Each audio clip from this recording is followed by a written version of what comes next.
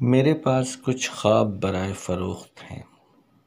میرے پاس ایک خواب دو محبت میں مبتلا دلوں کا ہے جو بس ہمیشہ کے لیے بچھڑنے ہی والے تھے کہ میں نے انہیں ملا دیا۔ میرے پاس ایک خواب ایک ڈھلتی عمر کی منتظر دوشیزہ کا ہے۔ میں نے زمینی پرستان سے ایک شہزادہ بلایا، اب وہ دونوں آپس میں گم ہیں۔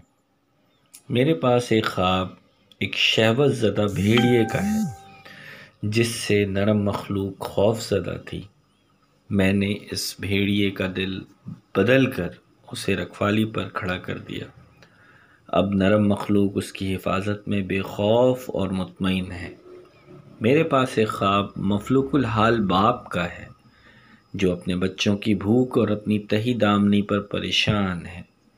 قریب تھا وہ خودکشی کر لیتا۔